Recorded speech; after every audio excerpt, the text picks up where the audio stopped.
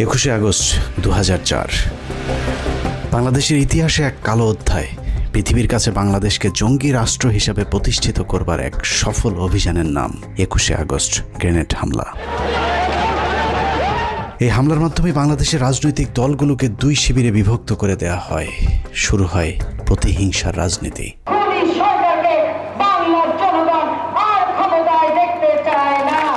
বাংলাদেশের রাজনীতিতে বিভাজনের সীমারেখা টেনে দিয়ে কার লাভ আর কার ক্ষতি সেই হিসেব করলেই বেরিয়ে যাবে কারা ঘটিয়েছিল নৃশংসতম সেই হত্যাকাণ্ডের ঘটনা। 2004 সালের 21শে আগস্ট আওয়ামী লীগের জনসভায় গ্রেনেড হামলায় মোট 24 জন নিহত হয়। নিহতের পর বাংলাদেশের কিছু গণমাধ্যম এবং আওয়ামী লীগের অভিযোগ যদি সত্যি হয় তাহলে বিষয়টা ঠিক এরকম দাঁড়ায়। যখন আমি গাড়িতে উঠছি তখন গাড়িতে গুলি, ওরা কোনোভাবেই যাতে এসকেপ করতে না পারে। শেখ হাসিনা এবং কিছু গণমাধ্যমের বক্তব্য অনুযায়ী আওয়ামী লীগকে নেতৃত্ব শূন্য করতে চালানো হয়েছিল এই হামলা। হামলাকারীরা শেখ হাসিনাকে মারতে এতটাই বদ্ধপরিকর ছিল যে শেখ হাসিনা নিজেকে বাঁচানোর জন্য যখন দৌড়ে গাড়িতে উঠছিলেন তখনও তার উপর গুলি চালানো হয়েছিল, যেই গুলির দাগ তার ব্যবহৃত মার্সিডিজ গাড়িতে লেগে থাকার দাবিও করেছিল আওয়ামী লীগ। ভাগ্যক্রমে হাসিনাকে মারতে না পারলেও হাসিনার লোকজনের উপর চরম নির্যাতন চালানো হয়েছিল, এমনকি লাশ নিতেও নাকি বাধা দিয়েছিল তৎকালীন বিএনপি জামায়াত জোট সরকার। তারা ধর্মের কথা বলে অথচ আজকে লাশগুলি তারা দিচ্ছে না জানাজা পড়তে। বিএনপি জামায়াত সরকার নাকি এতটাই নৃশংস ছিল যে আহত আওয়ামী লীগের নেতাকর্মীদেরকে হাসপাতালে চিকিৎসা পর্যন্ত নিতে বাধা দিয়েছিল। এই গ্রেনেড কোথা থেকে এলো, কিভাবে ফুটলো, এবং এই জিনিসগুলি বিশেষভাবে তদন্ত হওয়া উচিত। এর বাইরেও এই ঘটনাকে কেন্দ্র করে যে মামলা হয়েছিল সেই মামলাতেও জজ মিয়া নাটক সাজানোর চেষ্টা করেছিল বিএনপি জামায়াত সরকার। 21শে আগস্টে গ্রেনেড হামলা ফুটেজ দেখাইছে, তুই যদি এইভাবে স্বীকারোক্তি না দেস, মার্ডার কেসের মামলা দেখায় তাহলে আমরা খরচ পাই দেওয়া।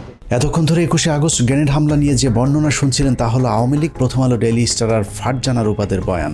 সম্প্রতি এই মামলার সবশেষ সিদ্ধান্ত অনুযায়ী তারেক রহমান, লুৎফুজ্জামান বাবর সহ বিএনপির সবাইকে অব্যাহতি দেওয়া হয়েছে। এখন প্রশ্ন হলো তাহলে এই হামলা কারা করেছিল? 15 মিনিটসের আজকের অনুসন্ধান এক এক করে প্রতিটি প্রশ্নের উত্তর খুঁজে বের করার চেষ্টা করবে। হামলার ঘটনা কারা ঘটিয়েছিল সেটা জানার আগে শেখ হাসিনা কিভাবে সেই হামলা থেকে বেঁচে গেলেন সেটা দেখা যাক। শুধু শেখ হাসিনা নয়, ওই হামলাতে আসলে আওয়ামী লীগের কোনো কেন্দ্রীয় নেতাই মারা যায়নি। এমনকি হামলার পরিকল্পনা এমনভাবেই করা হয়েছিল যাতে শেখ হাসিনার শরীরে ছোট্ট একটা আঘাতও না লাগে। ওনার ভিতরের কানে ইনজুরি হয়েছে, যার জন্য উনি এখন কানে কম শুনছেন। মূলত শেখ হাসিনা সহ কেন্দ্রীয় নেতাদের যে কিছু হবে না সেটা আগেই গ্যারান্টি দেওয়া হয়েছিল। তবে ওই হামলায় শুধু একজন কেন্দ্রীয় নেত্রীকে বলির পাঠা বানানো হয়েছিল, যার নাম আইভি রহমান। আইভি রহমানকে নিয়ে হাসপাতালে যখন এইরকম অবস্থা, এই জায়গা রক্তাক্ত, সেখানে পুলিশ লাঠিচার্জ করলো। আইভি রহমান সম্পর্কে দক্ষ অভিনেত্রী শেখ হাসিনা মাঝে মধ্যে যে মায়া কান্না করে থাকেন সেটা আসলে তার মনের কান্না নয়। মতিউর রহমান রেন্টু লিখেছেন, 1981 সালে শেখ হাসিনা দেশে ফেরার পর জিল্লুর রহমান তার স্ত্রী আইভি রহমানকে নিয়ে শেখ হাসিনাকে দেখতে গিয়েছিলেন। আইভিকে দেখেই তেলে বেগুনে জ্বলে উঠেছিলেন শেখ হাসিনা। হাসিনা আইভিকে উদ্দেশ্য করে বলেছিলেন, আমার মাকে একদিনও শান্তিতে থাকতে দেননি, এখন আবার কেন এসেছেন? এ সময় জিল্লুর রহমান চোখ টিপে আইভি রহমানকে চলে যেতে বললে আইভি রহমান সেখান থেকে সরে যান। মূল ঘটনা হলো শেখ হাসিনার মা ফজিলাতুন্নেসা আইভি রহমানের সাথে শেখ মুজিবকে সন্দেহ করতেন, যে বিষয়টি নিয়ে মাঝে মধ্যেই পরিবারে ঝগড়াঝাটিও হতো। কিন্তু এত কিছুর পরও শেখ মুজিবের সবসময় আইভি রহমানের প্রতি ছিল একটা বিশেষ ভালোবাসার দৃষ্টি। অনেকেই বলে থাকেন আইভি রহমানকে খুশি করতে 1969 সালে শেখ মুজিব যুব মহিলা লীগ নামে নতুন আওয়ামী লীগের শাখা প্রতিষ্ঠা করেছিলেন, যে কারণে আইভি রহমানের মতো আনাড়ি একজন রাজনীতিবিদকে প্রথম কমিটির অর্গানাইজিং সেক্রেটারি পদ দিয়ে নূরজাহান মোর্শেদদের মতো অভিজ্ঞ রাজনীতিবিদদের পাশে বসার সুযোগ করে দিয়েছিলেন, যে বিষয়টা ওই সময়ের অনেক রাজনীতিবিদদের চোখেই দৃষ্টিকটু মনে হয়েছিল। যে কারণে আইভি রহমানের মৃত্যুতে পৈশাচিক আনন্দ উপভোগ করেছিলেন শেখ হাসিনা। কত নিখুঁতভাবে ভয়ঙ্কর এই হামলার ছক সাজানো হয়েছিল সেটা পরিষ্কার করতে আওয়ামী লীগ এবং শেখ হাসিনার ওই দিনের কয়েকটি কর্মকাণ্ড দেখলেই সবকিছু পরিষ্কার হয়ে যাবে। সন্ধ্যের তালিকায় প্রথমে মুক্তাঙ্গন থেকে সমাবেশের জায়গা পরিবর্তন। মুক্তাঙ্গনের যেই জায়গায় সমাবেশ ডাকা হয়েছিল তার দুদিকে খোলা রাস্তা, একদিকে জিপিও, অদূরে সচিবালয় অবস্থিত। মুক্তাঙ্গনে সমাবেশ করলে গ্রেনেড হামলার জন্য সুবিধামতো ভবনে অবস্থান করা সম্ভব হতো না, যে কারণে পুলিশের কাছে মুক্তাঙ্গনে সমাবেশের অনুমতি চেয়েও সমাবেশের নির্ধারিত সময়ের 2 ঘন্টা আগে হঠাৎ করে নেতাকর্মীদেরকে জানানো হয় মুক্তাঙ্গনে নির্ধারিত সমাবেশটি আওয়ামী লীগের কেন্দ্রীয় কার্যালয়ের সামনে অনুষ্ঠিত হবে। প্রশ্ন আসতে পারে, আওয়ামী লীগ তো আগেই জানতো মুক্তাঙ্গনের আশপাশে কোনো বড় ভবন নেই, তাহলে তারা কেন আগে থেকে দলীয় কার্যালয়ের সামনে সমাবেশ করার অনুমতি চায়নি? এর কারণ পুলিশ যদি আগে থেকেই জানতো যে আওয়ামী লীগ কার্যালয়ের সামনেই সমাবেশ অনুষ্ঠিত হবে, তাহলে তারা পর্যাপ্ত নিরাপত্তার ব্যবস্থা করতে পারত। কিন্তু পুলিশ যতক্ষণে দেখল নেতাকর্মীরা সবাই মুক্তাঙ্গন খালি করে দলীয় কার্যালয়ের দিকে ছুটে যাচ্ছেন, ততক্ষণে শতভাগ নিরাপত্তা নিশ্চিত করার সময় শেষ হয়ে যায়। আইনশৃঙ্খলা বাহিনী যেন নিরাপত্তা নিশ্চিতের সুযোগ না পায়, এটাই ছিল তাৎক্ষণিক স্থান পরিবর্তনের মূল কারণ। মুক্তাঙ্গনে আওয়ামী লীগের 21শে আগস্টে গ্রেনেড হামলা হয়, ওইটার যে এই জনসভাটা হওয়ার কথা ছিল, এইখানে এটা সেটা হওয়ার কথা ছিল। আগস্ট থেকে এক প্লাটুন ফোর্স মোতায়েন ছিল সকাল 9টা থেকে, যাতে এখানে কোনো ধরনের সাবভার্সিভ কোনো কাজ কারবার কেউ করতে না পারে, কোনো নিরাপত্তা বিঘ্নিত ঘটাতে না পারে, এই জন্য সিকিউর করা ছিল পুরোটাই। ওনারা কাউকে না জানিয়ে, পুলিশকে না জানিয়ে চেঞ্জ করলো, তখন তো ধরেন একটা উল্টাপাল্টা কিছু একটা হয়ে গেল। সেটা আসলে ওনাদের দায়িত্ব ছিল আমাদেরকে জানানো। আওয়ামী লীগের ওই দিনের জনসভায় এরকম আরও অনেক অস্বাভাবিক ঘটনা ঘটেছে, যা সচরাচর আওয়ামী লীগের সমাবেশগুলোতে দেখা যায় না। যেমন শেখ হাসিনা প্রধান অতিথি হিসেবে পূর্ব নির্ধারিত এরকম একটি সমাবেশ কখনোই ট্রাকের উপর দাঁড়িয়ে ভাষণ দেননি। সাধারণত তাৎক্ষণিক কোনো সভা সমাবেশের ক্ষেত্রে বা শেষ মুহূর্তে অনুমতি পাওয়া সমাবেশগুলোতে মঞ্চ হিসেবে ট্রাক ব্যবহার করা হয়, কিন্তু 4 দিন আগে অনুমতি পাওয়া সমাবেশে কেন ট্রাকের ব্যবহার করা হলো সেটাও রহস্যজনক প্রশ্নের তালিকায় রাখতে হবে। বিভ্রান্তি তৈরি করতে আওয়ামী লীগ অনেক সময় দাবি করে থাকে তাদেরকে সমাবেশের অনুমতি না দেওয়ার কারণেই নাকি শেষ মুহূর্তে ট্রাকের উপর মঞ্চ তৈরি করতে বাধ্য হয়েছিল, কিন্তু আমাদের অনুসন্ধান বলছে অন্য কথা। একটি গোয়েন্দা সংস্থা থেকে পাওয়া নথিতে দেখা যায় 2004 সালের 21শে আগস্টের 4 দিন আগে 17ই আগস্ট পুলিশের কাছে আওয়ামী লীগের উপদপ্তর সম্পাদক ওহিদুল ইসলাম স্বাক্ষরিত একটি আবেদন করা হয়েছিল। আবেদনে জিপিওর পার্শ্বস্থ মুক্তাঙ্গনের সমাবেশের জন্য জায়গা চাওয়া হলে পুলিশের তৎকালীন ডিসি পূর্ব সেই আবেদনটি মঞ্জুর করেন। শেষ মুহূর্তে সমাবেশে অনুমতি পাবার যে দাবি আওয়ামী লীগ করে থাকে, সেটাও যদি সত্যি হয়, তাহলেও আওয়ামী লীগ যে স্থানে অনুমতি চেয়েছে সেখানেই সমাবেশ করার কথা, কিন্তু শেষ মুহূর্তে এসে আওয়ামী লীগ মুক্তাঙ্গনের পরিবর্তে কেন্দ্রীয় কার্যালয়ের সামনে সমাবেশ কেন করলো, সে উত্তর খুঁজে বের করতে হবে। সেদিন আওয়ামী লীগ কেন কার পরামর্শে স্থান পরিবর্তন করেছিলেন তার উত্তর খুঁজে বের করতে পারলে 21শে আগস্ট হামলার অনেক রহস্য পরিষ্কার হয়ে যাবে। সমাবেশের আরেকটি অস্বাভাবিক ঘটনা হলো শেখ হাসিনার বক্তব্যের সময় ঘেঁষাঘেঁষি করে তার আশপাশের নেতাদের দাঁড়ানোর ধরন। আওয়ামী লীগের বেশ কয়েকজন কেন্দ্রীয় নেতা শেখ হাসিনাকে এমনভাবে ঘিরে ধরেছিলেন যেন কোনো একটি হামলা থেকে বাঁচানোর জন্যই চেষ্টা করা হচ্ছিল তাকে। সূত্র জানিয়েছে বক্তব্য শুরুর আগে শেখ হাসিনাই নাকি সবাইকে ডেকে ডেকে তার পাশে এসে বসার অনুরোধ করছিলেন। একই বিষয়ে আওয়ামী লীগের তৎকালীন প্রেসিডিয়াম সদস্য মহিউদ্দিন খান আলমগীর তার জবানবন্দিতেও উল্লেখ করেছেন। অথচ সাধারণত সভা সমাবেশগুলোতে শেখ হাসিনার সাথে কেন্দ্রীয় নেতাদের কিছুটা দূরত্ব বজায় রেখে দাঁড়াতে দেখা যায়। সাধারণত শেখ হাসিনা প্রধান অতিথি হিসেবে বক্তব্যের শুরুতে সব সময় তার পূর্বপুরুষের ইতিহাস সহ 15ই আগস্ট এমনকি 4 জাতীয় নেতার হত্যাকাণ্ডের সব ইতিহাস তুলে ধরে স্বজন হারানোর কি ব্যথা তা বোঝানোর চেষ্টা করে থাকেন। কিন্তু 21শে আগস্ট সমাবেশে শেখ হাসিনার বক্তব্যটি ছিল স্মরণকালের সবচেয়ে সংক্ষিপ্ত একটি বক্তব্য। 18 থেকে 20 মিনিটের একটি বক্তব্য পেশ করার আগে শেখ হাসিনা যে ভাষণ দিয়েছিলেন তা ছিল খুবই অগোছালো এবং তার শারীরিক ভাষা দেখে মনে হচ্ছিল কিছু একটার জন্য তিনি অপেক্ষা করছিলেন। মজার বিষয় হলো গ্রেনেড হামলাকারী এতটাই হাসিনার প্রতি অনুগত যে গ্রেনেড ছুঁড়ে মারার আগে শেখ হাসিনার পুরো বক্তব্য শেষ করার সুযোগ দিয়েছিলেন। অথচ সাধারণত এই ধরনের হামলাগুলো বক্তব্যের মাঝামাঝি ঘটে থাকে। শেখ হাসিনার বক্তব্যের পর যে হামলা চালানো হলো তার আঘাতে প্রাণ গেল 24 জনের, অথচ কি অবাক, একজন কেন্দ্রীয় নেতাও মারা যায়নি এত বড় হামলার ঘটনায়। প্রশিক্ষণপ্রাপ্ত হামলাকারী প্রায় ডজনখানি গ্রেনেড ছুঁড়ে মারলেও একটি গ্রেনেডও তার ট্রাকের উপরে ছুটতে পারেননি। পুলিশের তদন্তে মোট 11টি বিস্ফোরণের চিত্র দেখানো হয়েছে। আমাদের হাতে আসা পুলিশের আঁকা সেই ম্যাপে দেখা যায় সমাবেশে ব্যবহৃত ঢাকা মেট্রো ট 11-30-98 নম্বরের ট্রাকটির আশেপাশে মোট 11টি বিস্ফোরণের ঘটনা ঘটেছিল। পুলিশের ওই প্রতিবেদনের প্রতিটি জায়গায় যতবার গ্রেনেড শব্দটি লেখা হয়েছে ততবার গ্রেনেডের পাশে বোমা শব্দটি ব্যবহার করা হয়েছে। গ্রেনেড শব্দটি লিখতে গিয়ে কেন বারবার তদন্ত সংস্থাগুলো বোমা শব্দটি ব্যবহার করেছেন সেটা একটু দেখা যাক।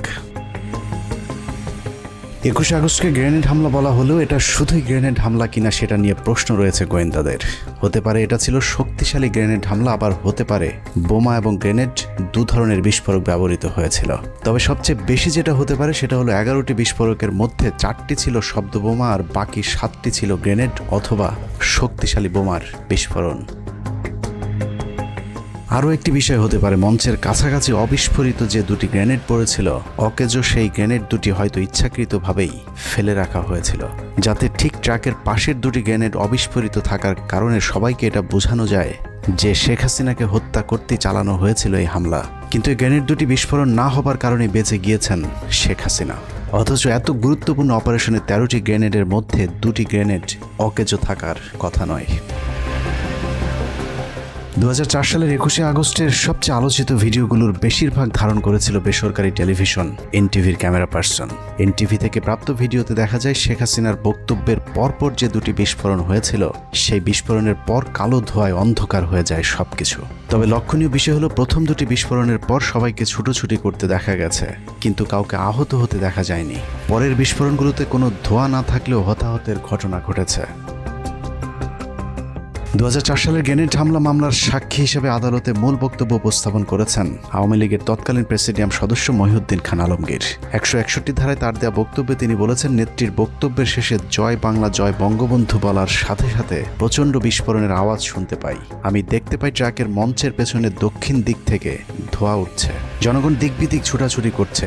মহিউদ্দিন খান আলমগীরের বক্তব্যটি আবারও রিপিট করছে, আমি দেখতে পাই ট্রাকের মঞ্চের পেছনে দক্ষিণ দিক থেকে ধোঁয়া উঠছে। গ্রেনেড এবং বোমার মধ্যে মৌলিক একটি পার্থক্য রয়েছে, তা হলো বোমা থেকে প্রচুর ধোঁয়া বের হবে, কিন্তু গ্রেনেড বিস্ফোরণ ঘটলে ধুলা উড়বে, কিন্তু যতটুকু ধোঁয়া বের হবে সেটা অতি সামান্য। মহিউদ্দিন খান আলমগীরের বক্তব্য অনুযায়ী ট্রাকের পাশে যে বিস্ফোরণগুলো ঘটেছিল সেগুলো থেকে অনেক ধোঁয়া বের হয়েছিল। তার মানে ট্রাকের পাশের বিস্ফোরণগুলো ছিল বোমার, গ্রেনেড নয়। এছাড়া শেখ হাসিনা সভাস্থল থেকে ছেড়ে যাওয়ার সময় তার গাড়ির ঠিক পাশে একটি বিস্ফোরণ ঘটেছিল। সেই বিস্ফোরণটিতেও কালো ধোঁয়ায় চারিদিক অন্ধকার হয়ে যায়, যদিও সেই বিস্ফোরণেও কেউ হতাহত হয়নি। অতএব এখানে সন্দেহাতীতভাবে বলা যায় এই হামলায় মোট 2 ধরনের বিস্ফোরকের ব্যবহার হয়েছিল। মহিউদ্দিন খান আলমগীরের বক্তব্যে আরও একটি বিষয় লক্ষণীয়, তিনি ধোঁয়া দেখেছেন সেই বিস্ফোরণের পর কেউ হতাহত হয়নি, বরং মানুষকে দিক বিদিক ছোটাছুটি করতে দেখেছেন। মঞ্চের এত কাছাকাছি গ্রেনেড বা শক্তিশালী বোমার বিস্ফোরণ হলে সেখানে তিনি মানুষকে আহত কিংবা রক্তাক্ত হয়ে পড়ে থাকতে দেখতেন, যেমনটা ট্রাক থেকে কিছুটা দূরে যে বিস্ফোরণগুলো হয়েছিল সেগুলোর ক্ষেত্রে ঘটেছিল। ট্রাক থেকে দূরে কর্মীদের উপর যেসব গ্রেনেডগুলোর বিস্ফোরণ হয়েছিল, সেখানে বিস্ফোরকগুলো এতটাই শক্তিশালী ছিল যে অনেকের দেহের বিভিন্ন অংশ শরীর থেকে বিচ্ছিন্ন হয়ে গিয়েছিল। মহিউদ্দিন খান আলমগীরের বক্তব্য যদি বিশ্লেষণ করা যায়, তাহলে এটা পরিষ্কার যে ওই দিনের সমাবেশে 2 ধরনের বিস্ফোরকের ব্যবহার হয়েছিল। এক এক বিস্ফোরণে যখন মানুষের দেহ ছিন্ন ভিন্ন হয়ে যাচ্ছিল, তার মাঝেই শেখ হাসিনা ট্রাক থেকে নেমে বেশ কিছুটা দূরে হেঁটে গিয়ে তার নিজের গাড়িতে উঠেছিলেন। মজার বিষয় হলো, শেখ হাসিনা যখন গাড়িতে উঠছিলেন ওই সময়টুকু হামলাকারীরা আর একটি গ্রেনেডও ছুঁড়ে মারেনি। তবে আওয়ামী লীগের দাবি ওই সময়টুকু গ্রেনেড না ছুড়লেও বন্দুক দিয়ে গুলি চালানো হয়েছিল, কিন্তু আবারও ব্যর্থ প্রশিক্ষণপ্রাপ্ত হামলাকারীরা। আওয়ামী লীগের দাবি, শেখ হাসিনাকে মারার জন্য হামলাকারীরা ডজন খানেক গুলি করলেও শেখ হাসিনার গায়ে একটিও লাগেনি। তাদের এই নাটক বিশ্বাসযোগ্য করে তুলতে শেখ হাসিনার গাড়ির সামনে পেছনে বেশ কয়েকটি গুলির দাগ বসানো হয়েছিল, যা ছিল আওয়ামী লীগের মহানাটকের অংশ। বিদেশিদেরকে মার্সিডিজ নিয়ে গল্প সাজানোর দায়িত্বটা ছিল সাবের হোসেন চৌধুরীর উপর, কিন্তু সমস্যা হলো এই নাটকটা ছিল অত্যন্ত নিম্নমানের পরিচালক দিয়ে তৈরি। শেখ হাসিনার মার্সিডিজ গাড়িতে যে গুলির চিহ্ন দেখানো হয়েছে সেটা যে মিথ্যে, সেটা প্রমাণ করতে শেখ হাসিনার একই মডেলের মার্সিডিজ গাড়িতে পরীক্ষামূলকভাবে গুলি করার একটি ভিডিও দেখলেই বোঝা যাবে।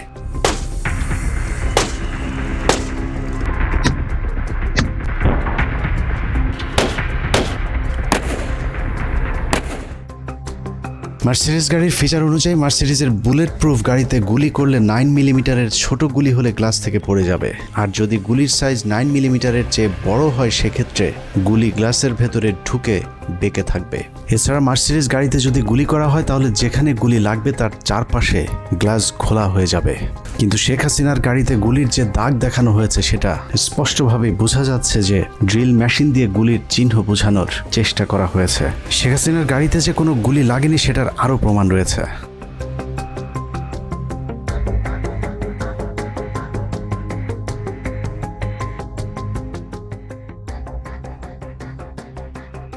21শে আগস্ট গ্রেনেড হামলার পর শেখ হাসিনা যখন গাড়িতে চড়ে চলে যাচ্ছিলেন তখন তার মার্সিডিজ গাড়িতে কোনো গুলির চিহ্ন দেখা যায়নি। আওয়ামী লীগের এসব গোজামিল দেখে মার্সিডিজ কোম্পানি এবং FBI সন্দেহ প্রকাশ করলে পরবর্তীতে সেই গাড়িটি আর কাউকে পরিদর্শনের সুযোগ দেওয়া হয়নি। আদালত থেকে গাড়িটি জব্দ করার আদেশ দিলে সবকিছু ফাঁস হয়ে যাবার ভয়ে সেই গাড়িটি পুড়িয়ে ফেলা হয়, যা অত্যন্ত সন্দেহজনক। খালেদা জিয়া সেখানে বলে দিল কি যে ওনাকে আবার কে মারতে যাবে, কিন্তু নিজেই গ্রেনেড নিয়ে গেছে, মানে আমি গ্রেনেড নিয়ে নিজে আত্মহত্যা করতে গিয়েছি। 21শে আগস্টের রহস্যময় কথিত গ্রেনেড হামলাকে নিয়ে এভাবেই আওয়ামী লীগ পরিকল্পিতভাবে গুজব ছড়াতে থাকে। সরকারকে তদন্তে সহযোগিতার পরিবর্তে শেখ হাসিনা এবং তার ষড়যন্ত্রের অংশীদার কয়েকজন সাংবাদিক শুরু করে অবিশ্বাস্য মিথ্যাচার। যারা করেছে তারা দেশের শত্রু, জাতির শত্রু, জনগণের শত্রু। সেই শত্রু যদি যেই হোক তাকে আমরা স্পেয়ার করব না। এটা জাতির দুর্ঘটনা। যারা ওগুলো বিষয়বস্তুকে নিয়ে আসছে বর্তমান সংকটকে অন্যদিকে প্রবাহিত করার জন্য, আমরা আশা করব সেন্টিমেন্টের বশবর্তী হয়ে কথা না বললে প্রকৃত যারা অপরাধী তাদেরকে ধরার ব্যাপারে তারা যেন সহযোগিতা করে। ঘটনার প্রকৃত আসামি ধরা পড়ুক এবং তারা আমাদেরকে সহযোগিতা করে। ওনার প্রাথমিক রিপোর্ট পাওয়ার পরে যদি প্রয়োজন হয় সাহায্য নিতে হবে। আওয়ামী লীগের পক্ষ থেকে বলা হয়েছিল তৎকালীন বিএনপি সরকার নাকি আওয়ামী লীগের আহত কর্মীদেরকে চিকিৎসা দিতেও বাধা দিয়েছিলেন। প্রধানমন্ত্রী বেগম খালেদা জিয়া হাসপাতালের ICUতে আইভি রহমান ও তারেক সিদ্দিকীকে দেখতে যান। বাস্তবতা হলো প্রধানমন্ত্রী খালেদা জিয়া গ্রেনেড হামলার পর নিজে হাসপাতালে গিয়ে আহতদের চিকিৎসার খোঁজ খবর নিয়েছিল এবং খালেদা জিয়া হাসপাতালগুলোকে নির্দেশ দিয়েছিলেন সর্বোচ্চ চিকিৎসা সেবা নিশ্চিত করবার।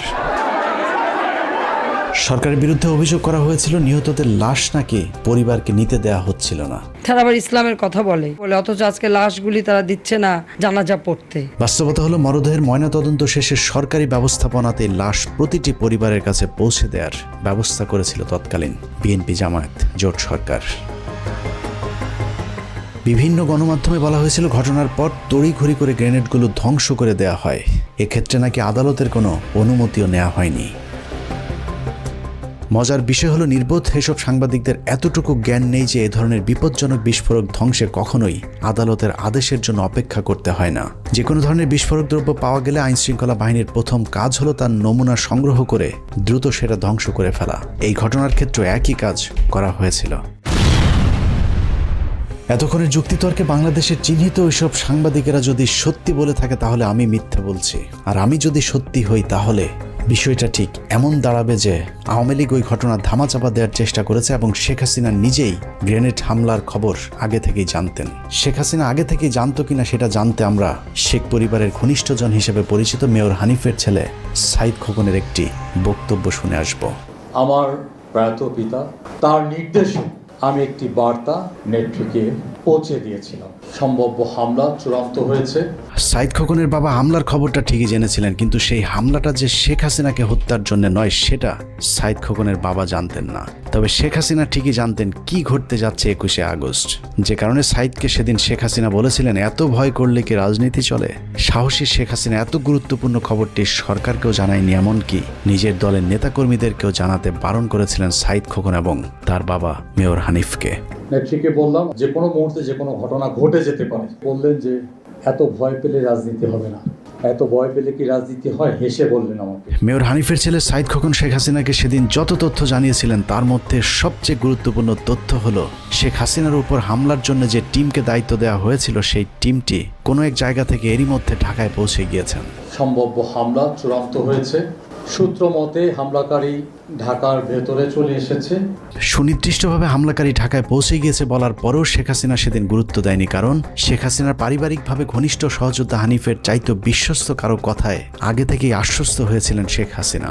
শেখ হাসিনার বিশ্বস্ত সেই হাত শেখ হাসিনার সাথে বেইমানি করেনি। গ্রেনেডের আঘাতে সেদিন 24 জন মানুষের জীবন গেলেও শেখ হাসিনার গায়ে একটি গ্রেনেডও আঘাত করেনি। আওয়ামী লীগের তথ্য অনুযায়ী শেখ হাসিনাকে সব মিলিয়ে অন্তত 20 বার মারার চেষ্টা করা হয়েছে। বারবার আশপাশের লোকজন মরে, কিন্তু ভাগ্যক্রমে শেখ হাসিনা বরাবরই বেঁচে যায়। রাজনীতি করতে গিয়ে মৃত্যুর মুখে পড়তে হয়েছে শেখ হাসিনাকে। ভাগ্যক্রমে শেখ হাসিনার বারবার বেঁচে যাওয়ার শুরুটা হয় 1988 সালের 24শে জানুয়ারি চট্টগ্রামের লালদিঘি ময়দানে হামলার মধ্য দিয়ে।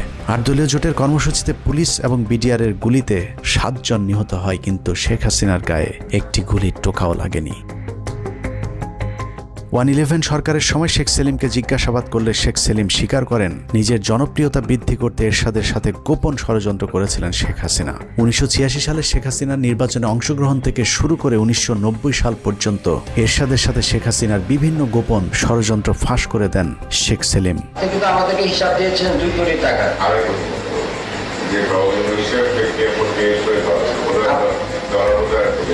স্যার ওইটার ডিস্ট্রিবিউশনটা কি ছিল জানা স্যার? এটা তো বলছি তো ডিস্ট্রিবিউশন হচ্ছে আপনার 50 আর ওইখানে 50 বাড়িয়ে সমান। পরের বছর 1989 সালে শেখ হাসিনার ধানমন্ডির বাসায় গুলি ও গ্রেনেড হামলার দাবি করা হয়। হামলার জন্য ফ্রিডম পার্টিকে দায়ী করা হলো, সেই হামলার কথা ফ্রিডম পার্টি অস্বীকার করেছেন। 1991 সালের একটি উপনির্বাচনে ঢাকার গ্রিন রোডের পরিবার পরিকল্পনা কেন্দ্রে ভোট দিতে গেলে তার উপর সন্ত্রাসীরা গুলি চালায়। সেখানে বোমার বিস্ফোরণও ঘটানো হয়, কিন্তু শেখ হাসিনা সেখানেও অক্ষত ছিলেন। 1994 সালের 20 সেপ্টেম্বর ঈশ্বরদী রেল স্টেশনে শেখ হাসিনাকে বহনকারী রেলগাড়িতে কথিত গুলির ঘটনা ঘটে, সেখানেও শেখ হাসিনাকে মারতে পারেনি হামলাকারীরা। 1995 সালের 7 ডিসেম্বর রাসেল স্কোয়ারের পাশে সমাবেশে ভাষণ দেওয়ার সময় আরেক দফা গুলি এবং বোমার ঘটনা ঘটে, কিন্তু শেখ হাসিনার ড্যাশও ছিঁড়তে পারেনি হামলাকারীরা। 2003 সালে যে স্থানে গ্রেনেড হামলা চালানো হয়েছিল, একই স্থানে 1996 সালের 7 মার্চ উপলক্ষে সমাবেশে শেখ হাসিনার বক্তৃতার ঠিক পরপর মাইক্রোবাস থেকে বোমা এবং এলোপাতারি গুলি চালানো হয়েছিল। এতে 20 জন আহত হয়, কিন্তু শেখ হাসিনার আশপাশে যারা ছিলেন তাদের আশপাশেও গুলি কিংবা বোমার চিহ্নও যায়নি। 1997 সালে প্রধানমন্ত্রী শেখ হাসিনা ও তার পুত্র কন্যা সহ 31 জনকে হত্যার জন্য পুরস্কার ঘোষণা করে ইমেল পাঠিয়েছিলেন সৈয়দ চৌধুরী নামে জনৈক এক ব্যবসায়ী। সেই ঘটনাকেও শেখ হাসিনাকে একটি হত্যা চেষ্টা বলে গণনা করে থাকেন আওয়ামী লীগ, যে বিষয়টি নিয়ে এখনও রাজনীতির আলোচনায় হাস্যরসের খোরাক যোগায়। 2000 সালের 23 জুলাই গোপালগঞ্জের কোটালীপাড়ায় জনসভাস্থলের কাছে 76 কেজি ওজনের বোমা পুঁতে রাখার গল্প সাজানো হয়েছিল। একই রকম বোমা পুঁতে রাখার গল্প 2001 সালের 29 মে খুলনার রূপসাতেও সাজানো হয়েছিল। এসব বোমা পুঁতে রাখার গল্প তৎকালীন প্রধানমন্ত্রী শেখ হাসিনার আইন শৃঙ্খলা বাহিনী ছাড়া আর কেউই বাস্তবে দেখার সুযোগ পায়নি। বোমা পুঁতে রেখে যখন তেমন সহানুভূতি পাওয়া যাচ্ছিল না, তখন 2001 সালের 25 সেপ্টেম্বর নির্বাচনের ঠিক আগের একটি জনসভায় সমাবেশস্থলের পাশের একটি বাড়িতে বোমার বিস্ফোরণ ঘটানো হয়। সেই ঘটনায় 2 জন নিরীহ মানুষের মৃত্যু হয়।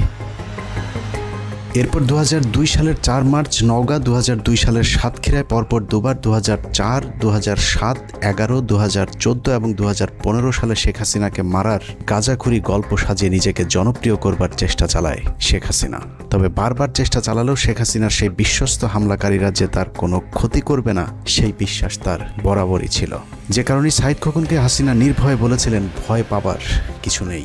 বললেন যে এত ভয় পেলে রাজনীতি হবে না, এত ভয় পেলে কি রাজনীতি হয়, হেসে বললেন আমাকে। অভয় দেয়া হলেও শেখ হাসিনার সেই রক্তের হোলি খেলায় প্রাণ গিয়েছিল 24 জনের। কিন্তু হামলাকারীদেরকে এমনভাবে প্রশিক্ষণ দেওয়া হয়েছিল যেন শেখ হাসিনার বিন্দু মাত্র কোনো ক্ষতি না হয়, যে বিষয়টি তৎকালীন গোয়েন্দা সংস্থার কর্মকর্তাদের তদন্তেও উঠে এসেছিল। 164 বলছে যে একটা গ্রিনেড যাতে ইয়েতে না পড়ে, মঞ্চে না পড়ে, মঞ্চে মানে ওই ট্রাকে না পড়ে। এবং আরো 2 জন যে আছে যারা মুকুল টুকুলের ওদের জয়ের লোক, তারাও বলছে যে কোনো ক্রমে যাতে মঞ্চে যাতে একটা গ্রেনেড না পড়ে। এটা কিন্তু ওদের 3 জনের কথা। কার কার জবানবন্দিতে এটা বলছে? 3 জনই বলছে, জর্জ মিয়া বলছে, শফিক আর হলো রানা। 21 আগস্ট নিয়ে আওয়ামী লীগের আরেকটি মিথ্যাচার হলো বিএনপি সরকার নাকি কোনো মামলা, তদন্ত কিংবা আলামত জব্দের কোনো কাজই করেননি। বাস্তবতা হলো 21 আগস্টের ঘটনার ঠিক পরদিন খালেদা জিয়ার নির্দেশে একটি বিচার বিভাগীয় তদন্ত কমিশন গঠন করেছিল। বিচারপতি জয়নুল আবদিন কমিশনকে দায়িত্ব দেওয়া হয় মামলাটির তদন্তপূর্বক প্রতিবেদন দাখিলের। 1 মাস 10 দিনের অক্লান্ত পরিশ্রমে 162 পৃষ্ঠার যে প্রতিবেদন জয়নুল আবেদিন জমা দিয়েছিলেন, সেটি যদি ঠিকঠাক মতো অনুসরণ করা হয় তাহলে 21 আগস্ট গ্রেনেড হামলার মূল ঘটনা বেরিয়ে আসবে। দীর্ঘ সেই প্রতিবেদনের একটি পর্যায়ে বলা হয়েছে, কমিশনের সংগৃহীত তথ্য প্রমাণ সন্দেহাতীতভাবে ইঙ্গিত করে 2004 সালের 21 আগস্টের ভয়াবহ গ্রেনেড হামলার পেছনে একটি শক্তিশালী বিদেশি গোয়েন্দা সংস্থা জড়িত ছিল। শক্তিশালী বিদেশি গোয়েন্দা সংস্থার নাম আসতে ভারত আন্দাজ করতে পারে কি ঘটতে যাচ্ছে। তারপরেই শুরু হয় বিচারপতি জয়নুল আবদিনের উপর ভারতের অব্যাহত চাপ। দেশপ্রেমিক একজন বিচারকের দুর্নীতির মিথ্যা অভিযোগ, জীবনের হুমকি থেকে শুরু করে এমন কোনো মানসিক চাপ নেই যা তার বিরুদ্ধে প্রয়োগ করা হয়নি। ভারতের অব্যাহত চাপের পরেও 21শে আগস্ট নিয়ে স্বচ্ছ তদন্ত চলতে থাকায় সব গোমর ফাঁস হয়ে যাবার আশঙ্কা দেখা দেয়, আর তাতেই প্রথম আলোকে মাঠে নামায় ভারতকে বাঁচানোর সেই লড়াইয়ে প্রথম আলো যা করেছে তার প্রতিটি পদক্ষেপ ছিল ভয়ঙ্কর দেশবিরোধী। 21শে আগস্ট গ্রেনেড হামলা মামলার তদন্ত যেন কোনোভাবেই সঠিক পথে এগোতে না পারে, সেজন্য প্রথম আলো তাদের পরীক্ষিত জঙ্গি বিশেষজ্ঞ সাংবাদিক টিপু সুলতান এবং মহিউদ্দিনদেরকে মাঠে নামায়। 21শে আগস্টের তদন্তকে প্রশ্নবিদ্ধ করতে প্রথম আলো মোহাম্মদ জালাল আহমেদ ওরফে জজ মিয়াকে ট্রাম্প কার্ড হিসেবে ব্যবহার করেছে। সেই ট্রাম্প কার্ডই বাংলাদেশকে হারিয়ে জয়ী হয়েছে প্রথম আলো, আওয়ামী লীগ এবং তাদের ত্রাণকর্তা ভারত। প্রথম আলোর ওই ট্রাম্প কার্ডের উপর ভর করে বিএনপি, জামায়াত এবং সর্বোপরি বাংলাদেশের আলেম সমাজের উপরেই গেল 15 বছর ধরে চলেছে নির্মম জুলুম, নির্যাতনার গণহত্যা। একটা গণমাধ্যম চাইলে কত ধ্বংসযজ্ঞ চালাতে পারে তার নিকৃষ্ট উদাহরণ 21শে আগস্টের গ্রেনেড হামলা নিয়ে প্রথম আলো যে খেলা করেছে সেটি। নিষ্ঠুর সেই খেলায় 19 জন নিষ্পাপ মানুষের ফাঁসি, 19 জনের যাবজ্জীবন। তৎকালীন স্বরাষ্ট্র প্রতিমন্ত্রী লুৎফুজ্জামান বাবর, তারেক রহমান, আব্দুল সালাম পিন্টু সহ গোয়েন্দা কর্মকর্তা মেজর জেনারেল রেজ্জাকুল হায়দার এবং মেজর জেনারেল আব্দুর রহিমকে নির্মম নির্যাতন করা হয়েছে। এর মধ্যে মেজর জেনারেল আব্দুর রহিমকে জেলখানায় হত্যার অভিযোগ করেছে তার পরিবার। আইসিইউতে ওনার ভেন্টিলেটর মেশিনে অক্সিজেন সাপ্লাই 2 বার বন্ধ করা হয় এবং আমি মনে করি ওনাকে পরিকল্পিতভাবে হত্যা করা হয়েছিল, কারণ উনি রিকভারি করছিলেন। এবং এটার কারণ হিসেবে আমার যেটা মনে হয়, উনি দেশের গোয়েন্দা সংস্থার প্রধান ছিলেন। বাকিদের জীবন থেকেও কেড়ে নেওয়া হয়েছে স্বর্ণালী 15টি বছর। প্রথম আলো কিভাবে এই ধ্বংসযজ্ঞ চালিয়েছে সেটা চলুন একটু দেখা যাক। অনুসন্ধানের এই অংশটুকু অত্যন্ত গুরুত্বপূর্ণ।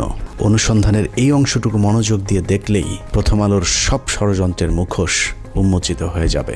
আপনারা এতদিন ধরে যে জজ মিয়া নাটকের কথা শুনেছেন সেটা আসলে সত্যিকারের ঘটনা। অন্যদিকে জজ মিয়াকে নিয়ে আসল নাটক সাজিয়েছে প্রথম আলো, যেটাকে আমরা এতদিন সত্যিকারের ঘটনা মনে করেছে। জজ মিয়া আসলে কে, জজ মিয়া নাটক কে সাজিয়েছিল, সেই নাটকের সব চরিত্রের মুখোশ উন্মোচন করতে পারলেই 21শে আগস্ট গ্রেনেড হামলার সব রহস্য পানির মতো পরিষ্কার হয়ে যাবে। আমাদের প্রায় 6 মাসের অনুসন্ধানে বিভিন্ন রাজনীতিবিদ, প্রশাসন, সেনা, পুলিশ, গোয়েন্দা সংস্থার বর্তমান এবং তৎকালীন সময়কার যে কজনের সাথে কথা হয়েছে সকলেই একটি বিষয়ে একমত, 21শে আগস্ট গ্রেনেড হামলার মাস্টার মাইন্ড ভারতীয় গোয়েন্দা সংস্থা র, এবং তাদের হামলার মূল উদ্দেশ্য ছিল বিএনপিকে জঙ্গি দল এবং বাংলাদেশকে জঙ্গি রাষ্ট্র হিসাবে পৃথিবীর কাছে তুলে ধরা। আর আওয়ামী লীগের উদ্দেশ্য ছিল দেশকে অস্থিতিশীল করে তারপর সরকারের পতন ঘটিয়ে ক্ষমতায় যাওয়া। ভারত এবং আওয়ামী লীগের সেই চক্রান্তের প্রথম থেকে শেষ পর্যন্ত প্রথম আলো তাদের ঘনিষ্ঠ সহযোগী হিসেবে কাজ করেছে।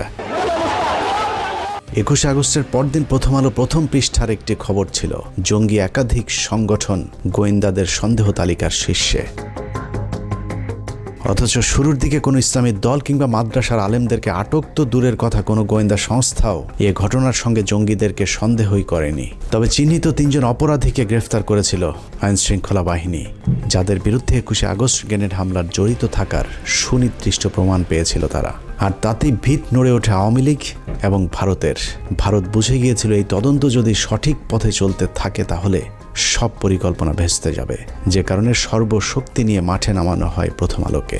শুরু হয় বিগ বাজেটের এক ভয়ঙ্কর নাটক তৈরির কাজ। দায় এড়াতে সাজানো হয়েছিল জজ মিয়া নাটক। জজ মিয়া কাহিনী তৈরি করে বিএনপি ক্ষতিগ্রস্ত হয়েছে। জজ মিয়া নাটক সাজিয়েছে জেলা গোয়েন্দা পুলিশ। বানোয়াট রাজসাক্ষী জজ মিয়া নাটক হতবাক করে দেশবাসীকেও। এতদিন ধরে আপনারা যে জজ মিয়ার নাটক দেখেছেন সেই নাটকের আজ দেখবেন শেষ পর্ব। 2019 সালের 3রা নভেম্বর প্রথম আলোতে প্রকাশ হওয়া যেভাবে ফাঁস হলো জজ মিয়া গল্প শিরোনামের সংবাদের সূত্র ধরে হাঁটলে আমরা প্রথম আলোর নাটকের মূল পরিচালক, প্রযোজক এবং কুশলীদের আসল রূপ দেখতে পাবো। পত্রিকাটি সেই সংবাদে লিখেছে, বিএনপি জামায়াত জোট সরকারের আমলে 2004 সালের 21শে আগস্ট তৎকালীন বিরোধী দলীয় নেতা ও বর্তমান প্রধানমন্ত্রী শেখ হাসিনাকে হত্যার লক্ষ্যে তার সমাবেশে গ্রেনেড হামলা করা হয়। ভয়াবহ ওই ঘটনায় তদন্ত ভিন্ন খাতে নেয়ার প্রক্রিয়া শুরু করা হয় প্রথম থেকেই। প্রথমেই গ্রেফতার করা হয় শৈবাল সাহা পার্থ নামের এক তরুণকে। কদিন পর মগবাজার এলাকায় সাবেক ওয়ার্ড কাউন্সিলর ও আওয়ামী লীগ নেতা মোখলেসুর রহমানকে। তাদের ফাঁসাতে না পেরে পরের বছর 2005 সালের 9 জুন নোয়াখালীর সেনবাগ থেকে ধরে আনা হয় জজ মিয়া নামের আরেক যুবককে। স্বীকারোক্তিতে জজ মিয়া বলেছিলেন তিনি আগে কখনো গ্রেনেড দেখেননি, গ্রেনেড ও বোমার মধ্যে পার্থক্য কি সেটাও তিনি জানেন না। 5,000 টাকার বিনিময়ে বড় ভাইদের নির্দেশে তিনি অন্যদের সঙ্গে গ্রেনেড হামলায় অংশ নেন। ওই বড় ভাইরা হচ্ছেন শীর্ষ সন্ত্রাসী সুব্রত বাইন, জয়, মোল্লা মাসুদ, মুকুল প্রমুখ। এতক্ষণ পত্রিকার যে লাইনগুলো পড়লাম সেটা প্রথম আলোর বিশ্বাস হয়নি। কেন বিশ্বাস হয়নি সেটা পরে যাচ্ছে, কিন্তু প্রথম আলোর বিশ্বাস না হওয়াতে পত্রিকাটি কি করেছিল সেটা একটু দেখে আসি চলুন। ওই সংবাদের পরের অংশে প্রথম আলো লিখেছে, এই জবানবন্দি বিশ্বাসযোগ্যতা নিয়ে প্রশ্ন তুলে 29শে জুন প্রথম আলোয় দুটি সংবাদ ছাপা হয়। একটির শিরোনাম ছিল এই গল্পের গাঁথুনি দুর্বল, স্বীকারোক্তিতে স্বাদ অসঙ্গতি। অপরটি শিরোনাম সেই জজ মিয়া তারকা সন্ত্রাসী। সঙ্গে ছাপানো হয়েছিল শিশির ভট্টাচার্যের সেই বিখ্যাত কার্টুন। আষাঢ় মাস জমেছে, আষাঢ়ে গল্পের আসর। তবে সিআইডি সাজানো ছকেই তদন্ত এগিয়ে নিয়ে যেতে থাকে। 2006 সালের আগস্টে এই নাটকের পেছনের ঘটনা ফাঁস করে দেয় জজ মিয়ার ছোট বোন খুরশেদা বেগম। তিনি প্রথম আলোকে বলেন, জজ মিয়াকে গ্রেপ্তারের পর থেকে সিআইডি তার পরিবারকে মাসে মাসে ভরণ পোষণে টাকা দিয়ে এসেছে। জজ মিয়াকে গ্রেনেড হামলা মামলায় রাজসাক্ষী করতে সিআইডির প্রস্তাবের কথাও ফাঁস করে দেন তিনি। 2006 সালের 21শে আগস্ট প্রথম আলোয় জজ মিয়ার পরিবারকে টাকা দেয় সিআইডি শিরোনামে শীর্ষ প্রতিবেদন ছাপা হয়। এরপর জোট সরকার আর জজ মিয়া গল্প নিয়ে এগোতে পারেনি। প্রথম আলোর এই সংবাদটির তথ্যানুযায়ী 2005 সালের 9 জুন মোহাম্মদ জালাল আহমেদ ওরফে জজ মিয়া আটকের পর মোট 3টি সংবাদ ছাপা হয়। প্রথমটি এই গল্পের গাঁথুনি দুর্বল, স্বীকারোক্তিতে 7 অসঙ্গতি। দ্বিতীয়টি জজ মিয়া তারকা সন্ত্রাসী। এবং তারপরে সিআইডি একই পথে তদন্ত চালিয়ে গেলে 2006 সালের 21শে আগস্ট প্রথম আলো জজ মিয়ার পরিবারকে টাকা দেয় সিআইডি শিরোনামে তৃতীয় সংবাদটি প্রচার করেন। প্রথম আলোর সরল স্বীকারোক্তি, এই 3 সংবাদ প্রচারের পর জোট সরকার আর জজ মিয়া গল্প নিয়ে এগোতে পারেনি। অর্থাৎ প্রথম আলো নিজেই স্বীকার করেছে তাদের কারণে জোট সরকার সেই তদন্ত আর এগিয়ে নিয়ে যেতে পারেনি। অনুসন্ধানের এতটুকু করে থেমে গেলে আপনার মনে হবে প্রথম আলোর অনুসন্ধানী সাংবাদিকতার কারণেই পুলিশ আর জজ মিয়াকে নিয়ে তাদের নাটক পরিপূর্ণ করতে পারেনি। কিন্তু ঘটনাটা পুরোই উল্টো। নাটকটা আসলে তৎকালীন বিএনপি জামায়াত জোট সরকার করেনি, নাটকটা করেছিল প্রথম আলোর মতিউর রহমান এবং তার গুজব বাহিনী। জজ মিয়ার ব্যাপারে অনুসন্ধানে নেমে প্রথমেই আমরা খুঁজে বের করি সিআইডি তৎকালীন বিশেষ পুলিশ সুপার রুহুল আমিনকে। 21শে আগস্ট গ্রেনেড হামলার এই মামলার সাথে আপনি সম্পৃক্ত ছিলেন। আমার একটা জিজ্ঞাসা ছিল যে এই মামলাতে এই যে জজ মিয়া যে নাটকটা বলা হয়েছিল ওই সময়ে, যে জজ মিয়া নাটক, এই জজ মিয়া নাটকটা আসলে আপনারা কেন সাজালেন? এটা কেন করতে হলো? এটা শুরু করলো প্রথম আলো, কি জানি নাম সুন্দর মতো একটা সাংবাদিক, বুঝছেন, টিপু সুলতান, টাকা দেয়, এটা করে সেটা করে, টাকা দেয়, মান্থলি দেয়, এটা দিয়ে শুরু করলো। প্রথম আলো যেরকম মিথ্যা শিরোনাম দিয়ে সংবাদ ছাপায়, এরকম পুলিশের বিরুদ্ধে নিরীহ মানুষকে ফাঁসানোর অভিযোগও কম নয়। সে কারণেই আমরা রুহুল আমিনের কথা বিশ্বাস না করে নিজেদের মতো করে অনুসন্ধান শুরু করি। তবে আমাদের সন্দেহের তীরটা শুরু থেকেই ছিল প্রথম আলোর দিকে। প্রথম আলোর বিগ বাজেটের নাটকের প্রথম স্ক্রিপ্ট লেখা হয় 2005 সালে জজ মিয়া আটকের 20 দিন পর 29শে জুন। প্রথম আলোর সেই জজ মিয়া তারকা সন্ত্রাসী শিরোনামের সংবাদে কারো কোনো উদ্ধৃতি না দিয়ে পত্রিকাটি মন গড়াভাবে লিখেছে, গ্রেনেড কি জিনিস জীবনেও দেখেননি জজ মিয়া। ম্যাজিস্ট্রেটের কাছে স্বীকারোক্তিমূলক জবানবন্দি দিতে গিয়ে নিজেই বলেছেন, বোমা ও গ্রেনেডের মধ্যে পার্থক্য কি তিনি জানেন না। থানা পুলিশ বলেছে জজ মিয়া নিরপরাধ মানুষ, তার নামে থানায় কোনো মামলা নেই। প্রথম আলো ঘোষিত জীবনে কোনোদিন গ্রেনেড না দেখা নিরীহ নিষ্পাপ মামলা মোকদ্দমা মুক্ত জজ মিয়া সম্পর্কে আমাদের অনুসন্ধানে অন্তত 5টি মামলার সন্ধান পেয়েছি আমরা। সূত্রাপুর থানায় ছিনতাইয়ের ঘটনায় অস্ত্র বিস্ফোরক দ্রব্য আইনের মামলায় 7 বছর সশ্রম সাজা হয়েছিল জজ মিয়ার। বিশেষ ট্রাইব্যুনালের মামলা নম্বর 736991। তেজগাঁ থানার 22 নম্বর মামলাটি জজ মিয়ার বিরুদ্ধে 2001 সালের 2রা সেপ্টেম্বর দায়ের করা হয়েছিল। সেই মামলায় 385, 324, 326 এবং 307 ধারার মতো ভয়ঙ্কর সব অভিযোগ আনা হয়েছিল প্রথম আলোর নিরীহ নিষ্পাপ জজ মিয়ার বিরুদ্ধে। 2 মাস পর 2001 সালের নভেম্বরের 30 তারিখে মগবাজার টাঙ্গাইল হোটেলে বাবুল হত্যা মামলার আসামি হন জজ মিয়া। রমনা থানার 1 নম্বর মামলাটি 302, 34 ধারায় দায়ের করা হয়েছিল। 21শে আগস্ট গ্রেনেড হামলার কয়েক মাস আগে রাজধানীতে তার বিরুদ্ধে আরেকটি হত্যা মামলা হয়। গুলশান থানার রহমত হত্যা মামলার অন্যতম আসামি জজ মিয়া। প্রথম আলোর সাংবাদিকেরা এসব মামলাগুলোর সজ্ঞানে আড়াল করার পাশাপাশি জজ মিয়ার 164 ধারায় জবানবন্দিটাও গোপন করার চেষ্টা করেছেন। জজ মিয়া তার জবানবন্দিতে আরেকটি মামলার কথা স্বীকার করেছেন। সেখানে তিনি বলেছেন, তিনি টিকাটুলি অফিসার হলের পেছনে মেসে থাকতেন। সেখানে থাকাকালীন পুলিশ তাকে মেসের চৌকির নিচ থেকে বোমা ও অস্ত্র সহ গ্রেফতার করেছিলেন। সেই মামলায় তার 7 বছর জেল হয়েছিল। 2 বছর পর তার বাবা মা তাকে জেল থেকে জামিনে মুক্ত করান। প্রথম আলোর এত বিগ বাজেটের নাটকের শুটিংয়ের আগে জজ মিয়ার চার্জশিটটাও পড়ে দেখার সময় পায়নি প্রথম আলোর জঙ্গি বিশেষজ্ঞ সাংবাদিকেরা। লম্বা সময় আর প্রথম আলোর মতো বিগ বাজেট নিয়ে অনুসন্ধান করলে জজ মিয়ার বিরুদ্ধে আরও মামলার খোঁজ পাওয়া সম্ভব। কারণ জজ মিয়ার আসল নাম মোহাম্মদ জালাল আহমেদ হলেও এক এক জায়গায় তিনি এক এক নাম ব্যবহার করতেন। অতএব তার ভিন্ন ভিন্ন নামে আরও অনেক মামলা থাকার সম্ভাবনা রয়েছে। সবশেষ তিনি যে বিয়ে করেছেন সেখানেও নিজের নাম পরিবর্তনের কথা স্বীকার করেছেন ওই সাংবাদিকের কাছে। জজ মিয়া নামটাও তার আসল নাম নয়, আসল নাম মোহাম্মদ জালাল আহমেদ। তেজগাঁ এলাকায় খোঁজ নিয়ে জানা যায় 1996 থেকে 2001 সালে আওয়ামী লীগ শাসন আমলে ঢাকা শহরে যে কজন উঠতি সন্ত্রাসী পরিচিতি পেয়েছিল তার মধ্যে মোহাম্মদ জালাল আহমেদ ওরফে জজ মিয়া অন্যতম। নাখালপাড়া নুরানি মসজিদের আশপাশের মহল্লায় জজ মিয়া যে রায় দিত তার সে রায় নাকি কার্যকর হয়ে যেত, যে কারণে মোহাম্মদ জালাল আহমেদ বাংলা সিনেমার মতো নিজের নাম পাল্টে জজ মিয়া রাখেন। তারপর থেকে হয়ে ওঠেন ভয়ঙ্কর এক সন্ত্রাসী। এত ভয়ঙ্কর একজন সন্ত্রাসীকে প্রথম আলো কিভাবে নিরীহ নিষ্পাপ বানালো এবার চলুন সেটা দেখা যাক। জজ মিয়ার মূল পেশা ছিল হত্যা, ছিনতাই, দখল, চাঁদাবাজি। ভাড়াটে খুনি হিসেবে ওই সময়ের শীর্ষ সন্ত্রাসীদের কাছে মোহাম্মদ জালাল আহমেদ ওরফে জজ মিয়ার বিশেষ কদর ছিল। যদিও প্রথম আলোর শিখিয়ে দেওয়া সাক্ষাৎকারে জজ মিয়া নিজেকে সিডি ব্যবসায়ী হিসেবে পরিচয় দিয়েছিলেন। আমি সিডি ক্যাসেটের ব্যবসা করি, ছবি পোস্টারের ব্যবসা করি, দোকান আমার বঙ্গবন্ধু এভিনিউ অপোজিট।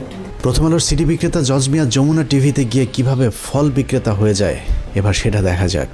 2018 সালের 10 অক্টোবর যমুনা টিভির এক সাংবাদিককে দেয়া সাক্ষাৎকারে প্রথম আলোর সিডি বিক্রেতা জজ মিয়া নিজেকে ফল বিক্রেতা হিসেবে পরিচয় দেন। জজ মিয়ার আদালতে দেওয়া জবানবন্দিতে আবার নিজেকে গাড়ির চালক হিসেবে পরিচয় দিয়েছেন। গাড়ি চালক জজ মিয়া ওরফে প্রথম আলোর সিডি বিক্রেতা যমুনা টিভিতে গিয়ে যেভাবে পেশা পাল্টে ফল বিক্রেতা হয়েছেন, একইভাবে প্রথম আলোতে গিয়ে সিআইডি জজ মিয়ার পরিবারকে টাকা দেওয়ার দাবি করলেও যমুনা টিভিতে গিয়ে তিনি বলেছেন আওয়ামী লীগের নেতারাই তাকে আর্থিক সহায়তা দিত। এছাড়া যমুনা টিভিকে দেওয়া সাক্ষাৎকারে জজ মিয়া বলেন, বর্তমান সরকারের পক্ষ থেকেও আমাকে অনেক আশ্বাস দেওয়া হয়, একাধিক মন্ত্রী আমাকে চাকরি দেওয়ার আশ্বাস দেন। সবশেষ মাস 6 আগে এক মন্ত্রীর সঙ্গে দেখা করি, তিনি বলেন গ্রেনেড হামলা মামলার রায়ের পর তিনি তার দফতরে চাকরি দেবেন। কাল যেহেতু রায়, দেখি কি হয়। সংবাদের পরের অংশে জজ মিয়া আরও বলেন, অনেকেই আমাকে অনেক ধরনের আশ্বাস দিয়েছিলেন, কিন্তু 13-14 বছরে কোনো আশ্বাস বাস্তবায়ন হয়নি। তাই আমাকে এখন রেন্টে কারের একটি ভাঙাচোরা গাড়ি চালাতে হয়। সরকারের কাছে প্রত্যাশা আমার যেন পুনর্বাসন করা হয়। যমুনা টিভির সাংবাদিককে দেওয়া সাক্ষাৎকারে সরকারের কাছে জজ মিয়ার যে আবদার, সেই আবদারের পেছনে রয়েছে দীর্ঘদিনের এক নিবিড় সম্পর্ক। সেই সম্পর্ক কতটা গভীর সেটা দেখতে আবারও কিছুক্ষণের জন্য 2003 সালে যেতে হবে। 2003 সালে 29 অক্টোবর বেশ কিছু অস্ত্র মজুদ থাকার তথ্য আসে গোয়েন্দা সংস্থার কাছে। সেই তথ্যের ভিত্তিতে কুড়িল বস্তিতে বিশেষ অভিযান চালায় যৌথ বাহিনী। সেই অভিযানে সন্ত্রাসীদের সাথে প্রায় ঘণ্টাখানেক ব্যাপক গোলাগুলির শেষে আহত অবস্থায় রুবেল এবং মানিক নামে 2 সন্ত্রাসীকে আটক করে পুলিশ। তবে সেখান থেকে পালিয়ে যায় নুরুল, লিঙ্কন, মুকুল এবং জাহাঙ্গীর নামে আরও 4 সন্ত্রাসী। 2003 সালে কুড়িলে কিন্তু যেটা বলা হয় 20টা গ্রেনেড, তারপরে 4-5টা অ্যাসল্ট রাইফেল বা AK-47 ব্যবহার করা হয়েছিল 21 আগস্টে, সেই একই পরিমাণে মানে 4টা অ্যাসল্ট রাইফেল, একটা সাবমেশিন গান, 20টা গ্রেনেড, কয়েকটা রিভলভার, এগুলো কিন্তু তারও 9 মাস আগে 2009 সালের 29 নভেম্বর তারিখে পুলিশের একটা অপারেশনে কুড়িল বস্তিতে এক জায়গায় পাওয়া যায়। সেখানে 2 জনকে, রুবেল এবং মানিককে ধরা হয়, যারা কিন্তু পরবর্তীতে 21 আগস্ট গ্রেনেড হামলার সময় কাস্টডিতে ছিল, বাট ধরা যায় নাই 4 জনকে। তারা হচ্ছে জাহাঙ্গীর, নুরু, মুকুল এবং লিঙ্কন। 2003 সালে তারা ধরা পড়ে নাই। কুড়িলের ওই ঘটনা গোয়েন্দাদেরকে চরমভাবে আতঙ্কিত করে তোলে, কারণ আটক রুবেল এবং মানিকের স্বীকারোক্তি অনুযায়ী তুলির পরশ নামে একটি হিন্দু ব্যক্তির দোকান থেকে AK-47 রিভলভার, গান পাউডার, টাইম বোমার সাথে উদ্ধার করা হয়েছিল 20টি গ্রেনেড। তার চেয়েও ভয়ঙ্কর তথ্য হলো রুবেল ও মানিক গোয়েন্দাদের কাছে স্বীকার করেছিলেন দেশে বড় ধরনের হামলা চালাতে ভারত থেকে আসা অস্ত্রের মজুত করা হচ্ছে।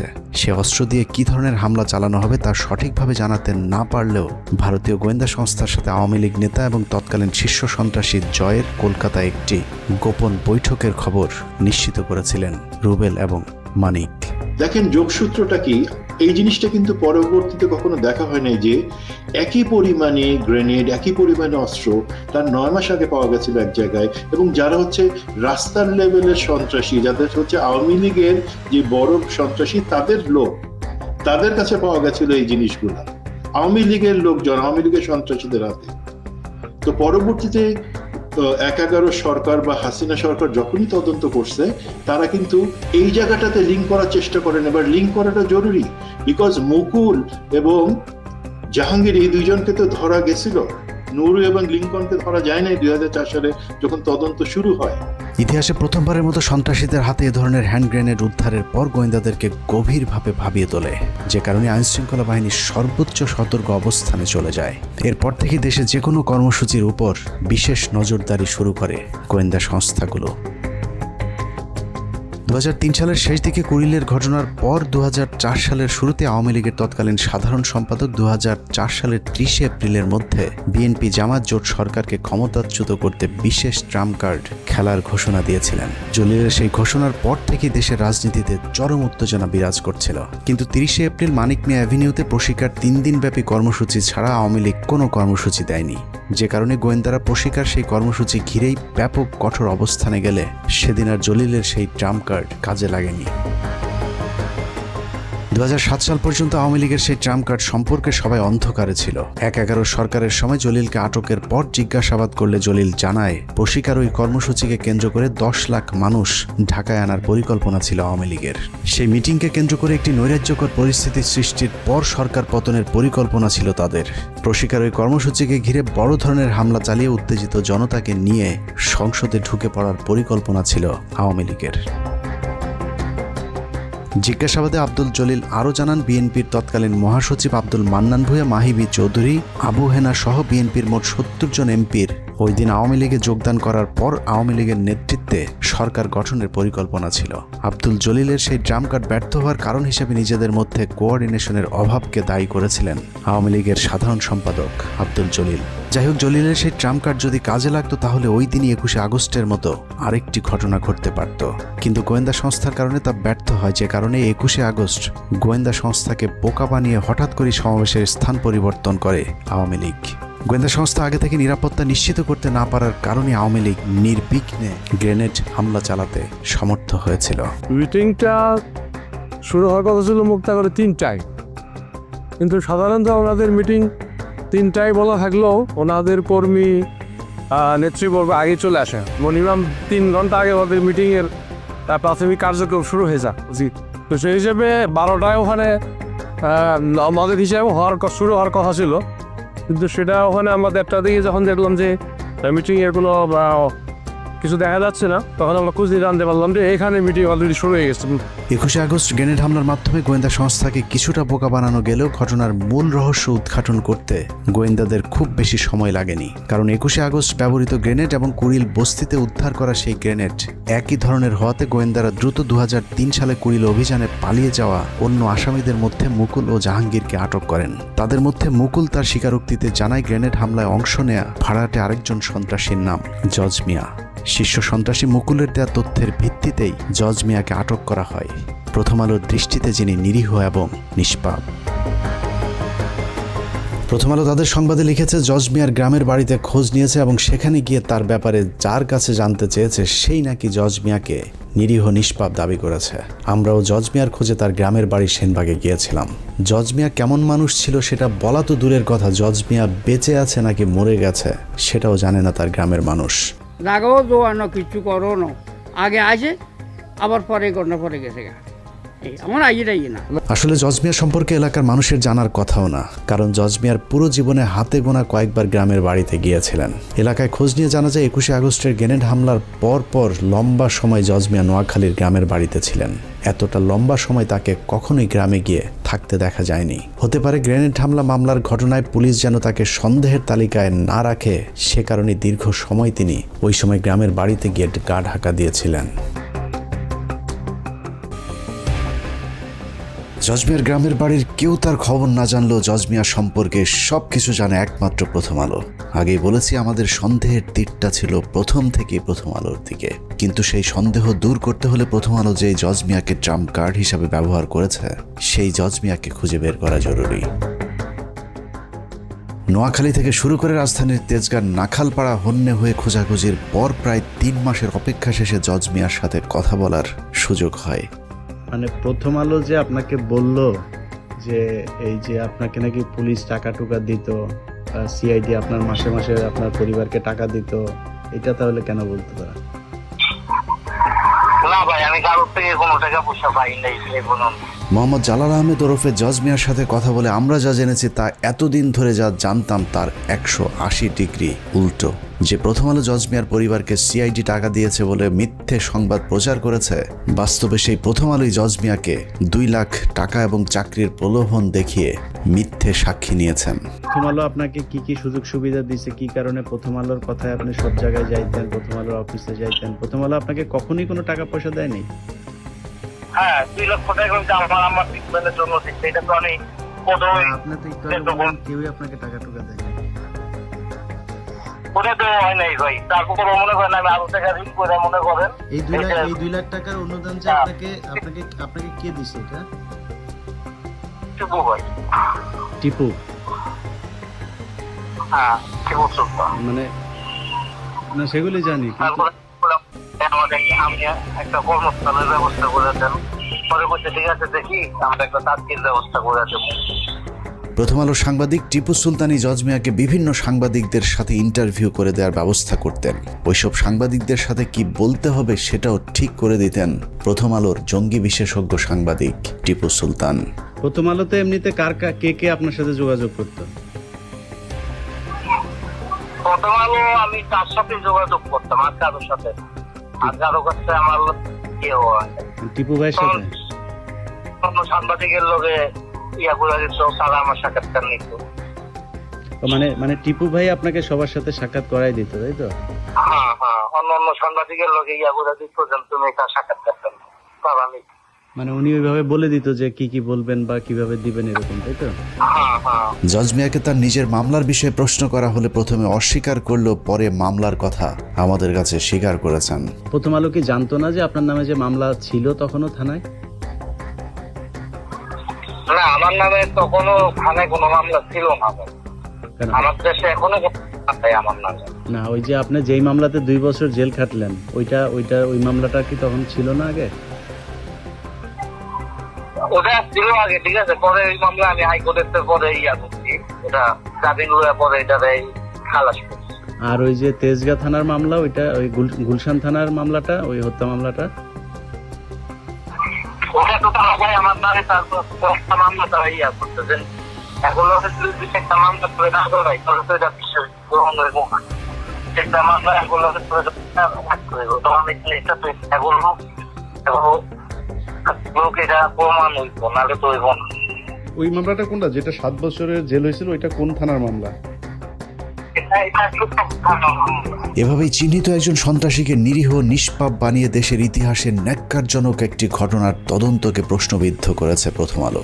কেন, কার স্বার্থে প্রথম আলো এই ভয়ঙ্কর নাটক সাজিয়েছিল তার জবাব তাদেরকে দিতে হবে।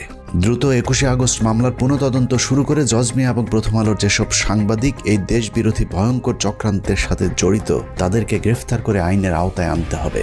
আমরা প্রথম আলো বন্ধ করতে চাই না।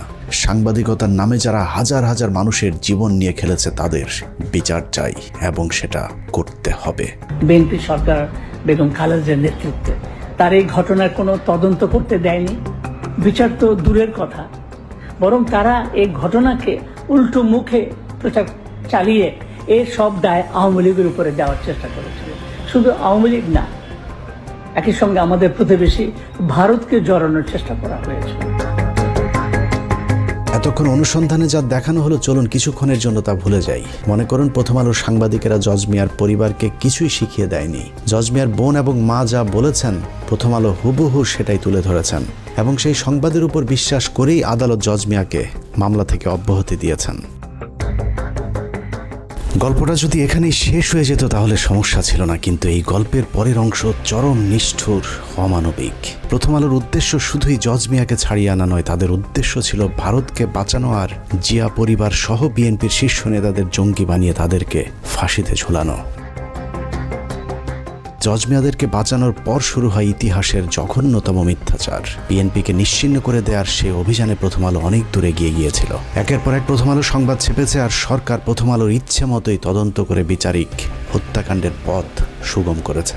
কথিত সেই বিচারের নামে নির্বিচারে মামলার আসামি করা হয়েছে তারেক রহমান, লুৎফুজ্জামান বাবর, আব্দুল সালাম পিন্টু, মেজর জেনারেল রেজ্জাকুল হায়দার, আব্দুর রহিম সহ এক ঝাঁক দেশপ্রেমিক মানুষদেরকে, যারা জীবন বাজি রেখে ভারতের হাত থেকে বাংলাদেশকে বাঁচাতে চেয়েছিল। 2018 সালের 10 অক্টোবর দিনটি ছিল প্রথম আলোর বিজয়ের দিন। তাদের দীর্ঘ 14 বছরের ষড়যন্ত্রের ফসল ওই দিন ঘরে উঠেছিল। 21 আগস্ট গ্রেনেড হামলা মামলার রায়ে 19 জন নিরীহ মানুষকে ফাঁসি, 19 জনের যাবজ্জীবন হবার পৈশাচিক আনন্দে প্রথম আলোর আনিসুল হক লিখেছিলেন ইতিহাসের দায় মোচনের রায়। বিচারিক হত্যাকাণ্ডকে কাব্যিক আবেগঘন লেখনির মাধ্যমে মানুষের জীবন নিয়ে তামাশা করেছিল প্রথম আলোর আনিসুল হক। একটু চিন্তা করতে পারেন, 5ই আগস্ট যদি দেশ স্বাধীন না হতো তাহলে প্রতিটি মানুষেরই ফাঁসি কার্যকর করা হতো। অনুসন্ধানের দ্বিতীয় পর্বে আপনাদেরকে দেখাবো বিচারের নামে তামাশা করে কিভাবে নিরীহ এতগুলো মানুষের গলায় ফাঁসির দড়ি পরানোর ব্যবস্থা করেছিল প্রথম আলো। তবে প্রথম পর্ব শেষ করবার আগে কিছু প্রশ্ন করবার খুব ইচ্ছে করছে। আমাদের আজকের অনুসন্ধানের পর আপনারা কি মনে করেন প্রথম আলোর ওইসব সাংবাদিকদেরকে বিচারের আওতায় আনা হোক? প্রথম আলোর বিরুদ্ধে ধারাবাহিক দেশবিরোধী, ইসলাম বিরোধী সুস্পষ্ট অভিযোগ থাকার পরেও তাদের বিচার চাওয়া কি গণমাধ্যমের উপর আক্রমণ? তারপরেও প্রথম আলোর সামনে জিয়াফতের গণতান্ত্রিক একটি কর্মসূচির আয়োজন করতে যাবার কারণে আলেমদেরকে বেধড়ক পেটানো হয়েছে। আর সেটাকে বিএনপির মহাসচিব মির্জা ফখরুল ইসলাম আলমগীর প্রথম আলোর উপর হামলা দাবি করে তীব্র নিন্দা জানিয়েছে। প্রথম আলো, ডেইলি স্টার সহ অন্যান্য সমস্ত পত্রিকাগুলোর উপর যে আক্রমণ শুরু হয়েছে, আমি তীব্রভাবে নিন্দা জানাচ্ছি। মির্জা ফখরুলের ওই দিনের বক্তব্যের সবচেয়ে ভয়ঙ্কর অংশ ছিল তিনি বলেছিলেন এই বাংলাদেশ নাকি তিনি 5 তারিখের আগে কখনোই দেখেননি। তার এই বক্তব্যে প্রমাণিত হয়েছে ইসলাম বিদ্বেষী ফখরুল আগেই ভালো ছিলেন। 5 তারিখের পর তিনি প্রচণ্ড অস্বস্তি বোধ করছেন। মানুষের জীবন নিয়ে ভয়ঙ্কর খেলা করা এইসব সাংবাদিকদেরকে বিচার চাইলে যাদের জ্বলে উঠবে তাদেরকে চিনে রাখতে হবে। এটা কোনো রাজনীতি নয়, মানুষের জীবন নিয়ে খেলা করেছে প্রথম আলো। মির্জা ফখরুল বিএনপি জামায়াত যখন ক্ষমতায় ছিল তখন লুটপাট করেছে, আওয়ামী লীগের 15 বছরে আতাত করে চলেছে। সাধারণ বিএনপির কর্মীরা যখন জেলে গিয়েছে, গুলি খেয়েছে মির্জা ফখরুল ইসলাম আলমগীর তখন বাংলাদেশ থেকে টাকা পাচার করে অস্ট্রেলিয়াতে নিজের মেয়ে আর মেয়ে জামাইকে আলিশান জীবনযাপন করার নিশ্চয়তা দিয়েছেন। মির্জা ফখরুল সামনে বিএনপি ক্ষমতা এলে আবারও লুটপাট করবে, এটা চোখ বন্ধ করে বলে দিতে পারি। আবার যদি কখনো আওয়ামী লীগ ক্ষমতায় আসে তারপরেও ফখরুলের কিছুই হবে না, কারণ সেই পথটাও তিনি আগে ভাগেই খোলা রেখেছেন। শেখ মুজিবুর রহমানের যে মূর্তিটা ছিল সেই মূর্তিকে দড়ি বেঁধে টেনে ইঁচড়ে ফেলে দিচ্ছে। তিনি তো আমাদের নেতা ছিলেন, খারাপ লেগেছে। মাত্র 2 বান্ডেল টাকার জন্য মির্জা ফখরুল যেভাবে প্রথম আলোর 5 এটেছে, আর কিছু টাকা দিলে এরা দেশকেও বিক্রি করে দিতে পারে। অতএব মির্জা ফখরুলের মতো দুর্নীতিবাজ, ভারতীয় দালালদের মতো যেসব রাজনীতিবিদ প্রথম আলো ডেইলি স্টারের পাশে দাঁড়াবে তাদেরকেও এদেশের মানুষ শত্রু হিসেবেই চিহ্নিত করবে। কে বিএনপি আর জামায়াত করে দেখার একদম সময় নেই। প্রথম আলো ডেইলি স্টারের পাশে যে দাঁড়াবে তার বিরুদ্ধেই লড়াই চলবে। যে বাংলাদেশে মতিউর, আনিসুল, টিপু সুলতান আর মহিউদ্দিনরা মুক্ত বাতাসে থাকবে, সেই বাংলাদেশ কখনোই স্বাধীন থাকতে পারে না। সুযোগ পেলেই তারা আবারও এই পতাকাকে খামচে ধরবে, সেই সুযোগ যেন আর কখনোই না পায়। আল্লাহ হাফেজ।